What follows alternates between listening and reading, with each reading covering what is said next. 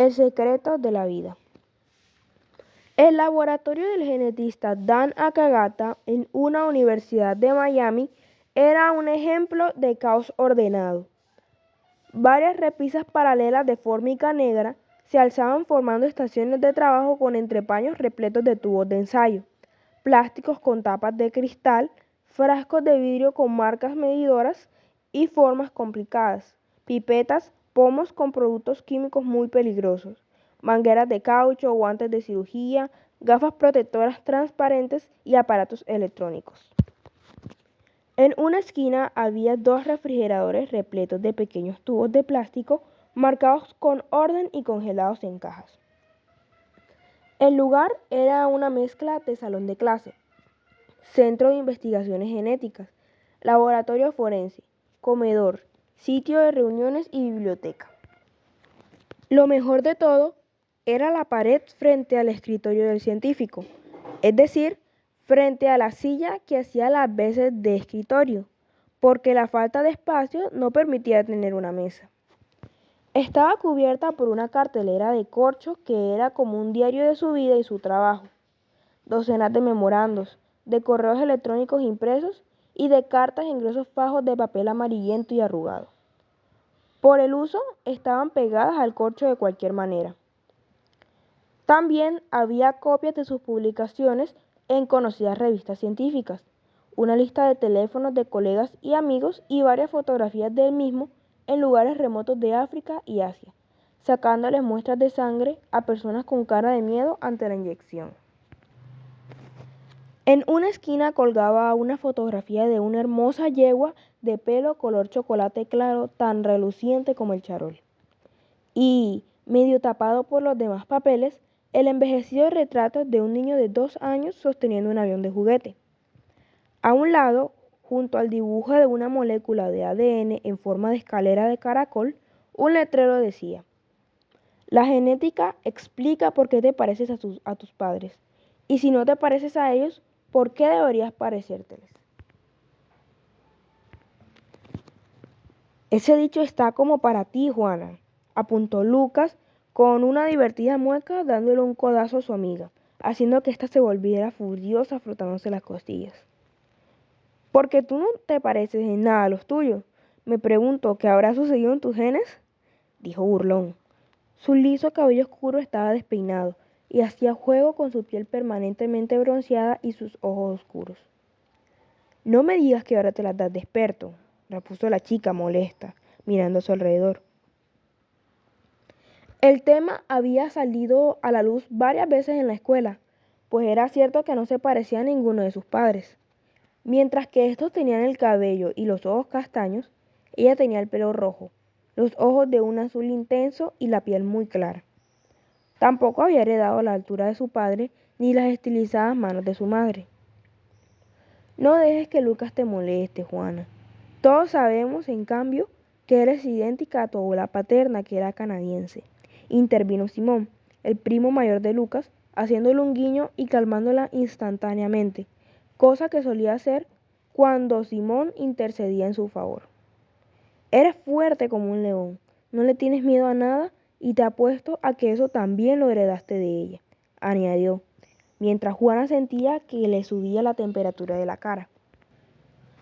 El bueno de Simón tenía comentarios que la hacían ponerse roja y ella detestaba no poder controlar su propio termómetro. Pero la verdad era que el apuesto y alto chico, con esos ojos entre verde y miel, tenía ese efecto en ella. Había sido desde el día en que comenzó a vivir aventuras descabelladas con los dos chicos y con Isabel, la hermana menor de Simón, y con la tía de ellos, Abigail. Este verano, no obstante, prometía ser más tranquilo. Habían venido a visitar a Abby a su casa en Miami y tenían por delante todo un verano de playa y mar. Abby era la reportera estrella de una conocida revista de asuntos científicos. Y ahora, después de una suculenta pizza de almuerzo, estaban acompañándola a saludar a su amigo, el experto en genes, a quien ella no había visto desde hacía meses. ¿Qué aventuras podrían suceder durante un reportaje de genética? Seguro que ninguna. Abigail y Dan Akagata aparecieron por la puerta conversando animadamente, seguidos de Isabel, una delicada niña de 9 años, larga cabellera rubia y ojos enmarcados por gafas rectangulares azules que se ladeaban constantemente. Dan vestía una bata de laboratorio y lo saludó con un apretón de manos. Era afable, un tanto corpulento, de corta estatura y tenía un par de cejas extremadamente gruesas que hipnotizaban a los chicos cuando hacía alguna mueca, cosa que era muy común. Abby, frótate la mejilla por dentro, pidió el científico alcanzándole un palillo con un trozo de algodón en la punta. Ella lo miró sorprendida. Pensé que me ibas a tomar una muestra de sangre.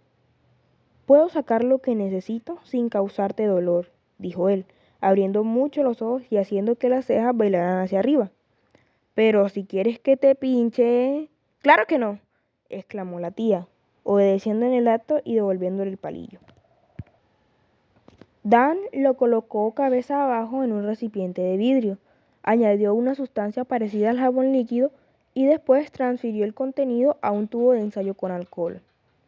En segundos, un nudo de fibras blancas que parecían los tentáculos de una anémona exquisitamente delicada flotó hacia la superficie del tubo.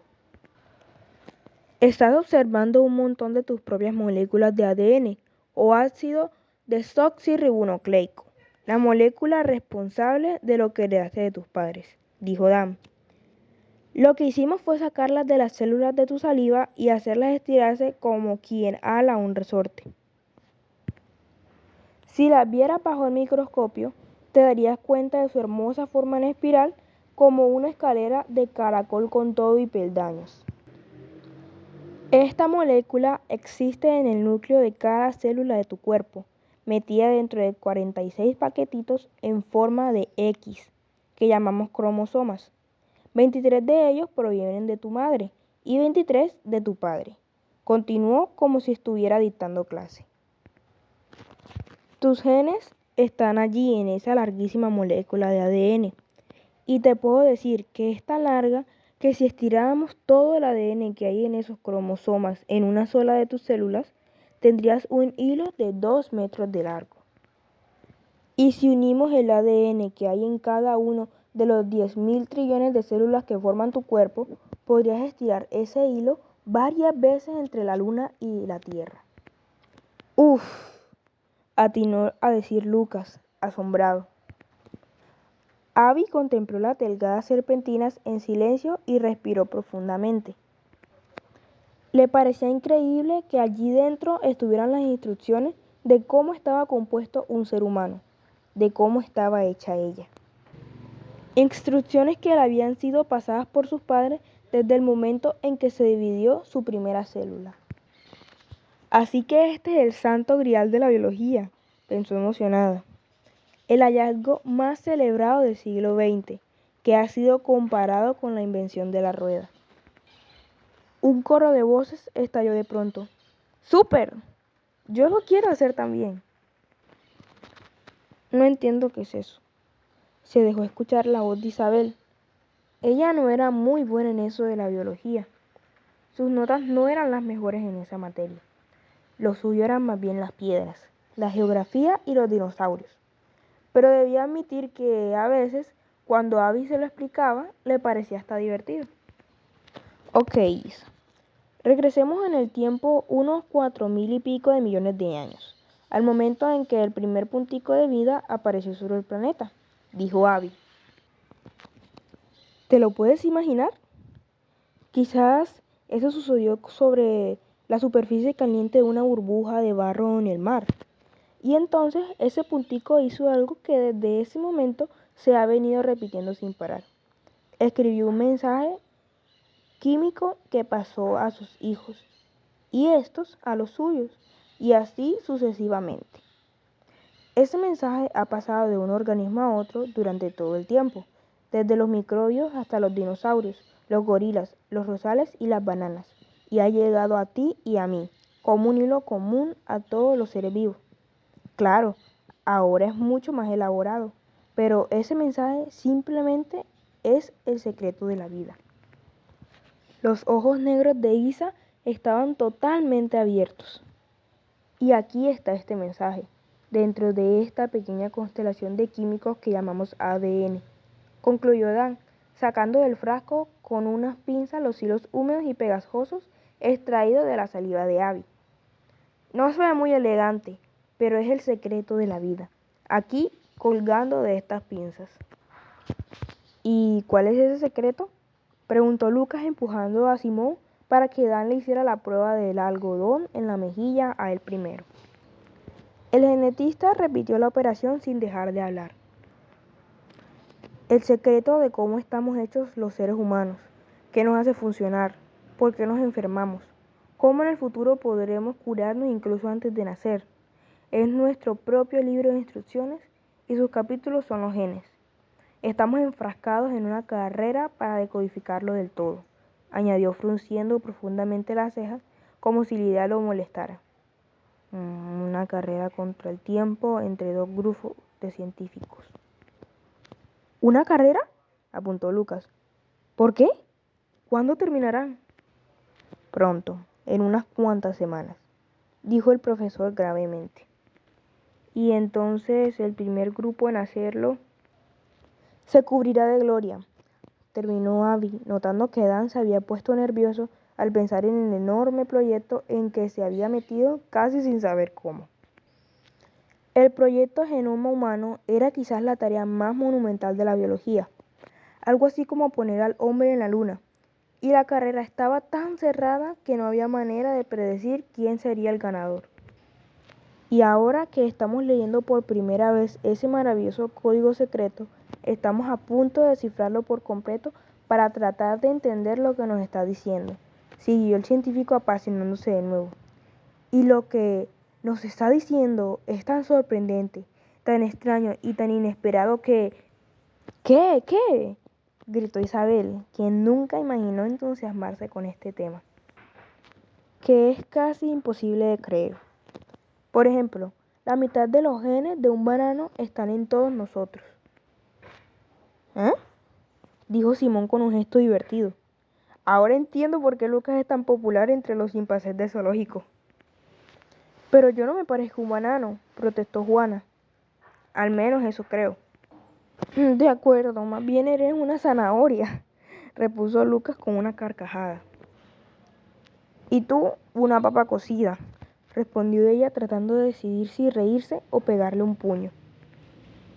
No te pareces ni te sientes como un banano, pero la maquinaria interna de tus células, la que controla la forma en que éstas se alimentan y se dividen, es prácticamente la misma, continuó Dan. Es parte del mensaje del que te hablaba Abby hace un rato. Por ejemplo, algunos genes del ratón son 90% idénticos a los del humano, incluso después de 1.000 millones de años de evolución. Quiero que comprendan que la evolución ha estado usando los mismos viejos trucos para fabricar organismos en todo el planeta. Y no solo compartimos genes con un banano o con un ratón, sino que estamos más emparentados con las lombrices y las bacterias de lo que nos gustaría imaginar. Lucas le dio a Juana un suave golpe en la espalda. Ya tenemos municiones contra Otazu. Podemos decir con autoridad que tiene genes de lombriz. Esta vez, Juana no tuvo más remedio que reírse. Su antipatía hacia las acusetas del curso era legendaria, así como su fama de ser la única niña capaz de enfrentársele. Dan carraspeó, como para indicar que aún le quedaba algo que decir. Y para remachar, apenas tenemos el doble de genes que una humilde mosca de las frutas, dijo.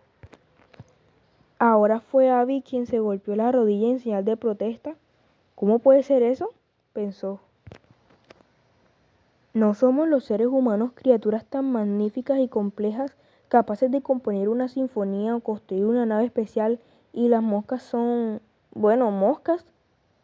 ¿No deberíamos tener muchísimos más genes que todo el resto de los seres vivos? La cosa era como para quejarse. ¿Cuántos genes son esos?, preguntó molesta.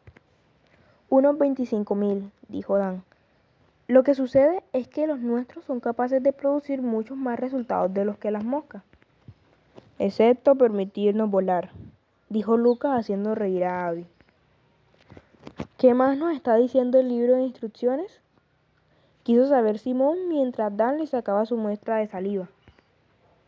El chico se preguntaba si existía un gen para convertirse en estrella de rock, porque de ser así, sería capaz de insertárselo a como diera lugar.